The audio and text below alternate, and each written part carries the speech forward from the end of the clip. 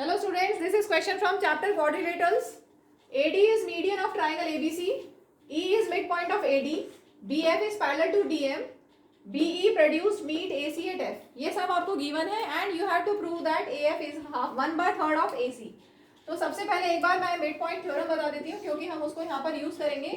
Suppose आपके पास एक triangle है ABC in which D is midpoint of AB and F is midpoint of AC.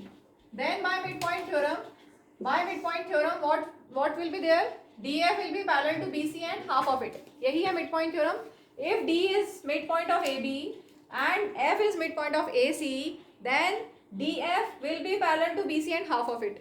ठीक है, इस कंसेप्ट को हम यूज करते हुए यहाँ पर स्टार्ट करते हैं. हमें दिया हुआ है AD is median.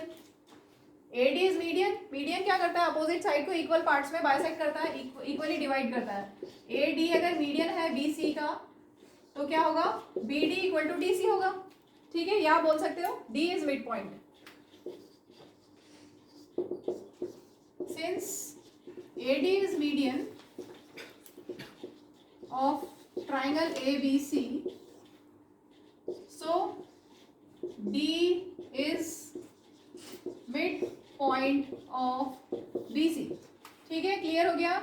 हमें मिल गया D midpoint. इसके बाद और आपको दिया हुआ E midpoint, उस पर हम आगे बढ़ेंगे, आगे बात करेंगे. पहले हम ये देखते हैं कि D midpoint है और साथ में आपको दिया है BF is parallel to DM. BF is parallel to DM. तो हम कौन सा ट्राइंगल यूज करें ताकि हम मिडपॉइंट थ्योरम यूज कर पाए? ध्यान से देखो, BFC ट्राइंगल में DM और BF पैरेलल है और यहाँ पर एक्चुअली हम converse of midpoint theorem use करेंगे. यहाँ पर कन्वर्स आएगा, कन्वर्स बता देती हूँ. मुझे लगा था कि मिडपॉइंट थ्योरम से होगा लेकिन एक्चुअल में कन्वर्स से होगा क्योंकि यहाँ पर D मिडपॉइंट है. पहले कन्वर्स ऑफ मिडपॉइंट थ्योरम देख लो. अगर ABC ट्राइंगल है और D is midpoint of AB and DE is parallel to BC. वापस सुनिए, if D is midpoint of AB and if DE is parallel to BC, then by converse of midpoint theorem, E will be midpoint of AC. इसको हम यहाँ पर actual में use करने वाले हैं क्योंकि अब हमारे पास ट्राइंगल BFC में, ध्यान से देखिएगा, इन ट्राइंगल BFC हमारे पास क्या क्या है? BFC ट्राइंगल में D मिडपॉइंट है BC का, right? D is midpoint of BC and हमारे पास है ये दोनों parallel, DM and BF parallel. And DM is parallel to BF. So by converse of midpoint theorem क्या होगा?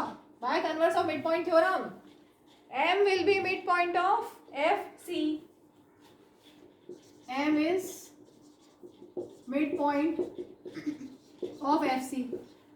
अगर M midpoint है FC का, that means FM equal to FM equal to MC. Let this be equation number 1. तो हमें अभी मिल गया M midpoint. अगर M midpoint है that means FM equal to MC. ठीक है, हमें मिल गया this equal to this. This part is equal to this part. अभी हमें आगे तक पहुंचना है, AF तक पहुंचना है. तो अब ध्यान से देखो, एक और ट्राइंगल हमें दिखाई दे रहा है यहाँ पर. ट्राइंगल तो बहुत सारे दिखाई दे रहे हैं लेकिन जो काम के हैं उस पर फोकस करेंगे. ADM triangle. In triangle ADM, ध्यान से देखना, ADM ट्राइंगल में E मिडपॉइंट गिवन है. E is midpoint of AD and और क्या है? और ये पैरेलल है. BF और DM पैरेलल है तो BF का पार्ट भी तो पैरेलल होगा कि नहीं? तो लिखते हैं हम and EF is parallel to DM. Reason because BF is parallel to DM. ठीक है, तो यहां पर हम फिर से क्या यूज कर सकते हैं? By converse of midpoint theorem. Therefore by converse of midpoint theorem क्या होगा? वापस देखो, E मिडपॉइंट है AD का और ये दोनों पैरेलल है तो by converse of midpoint theorem क्या होगा?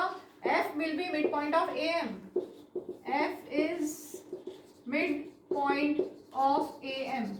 अगर F AM का midpoint है that means AF equal to FM. That means A F equal to F M. Let this be equation number 2. तो फ्रॉम फर्स्ट एंड सेकंड हमें result मिलने वाला है. From first and second, first में हमने लिखा है F M equal to M C, F M equal to M C, और सेकंड इक्वेशन में F M equal to A F, F M equal to A F. That means A F equal to F M equal to M C. तीनों sides, ये पूरी side trisect हो रही है, 3 equal parts में divide हो रही है. सो हम लिख सकते हैं A F is 1/3 of A C. Hence proved.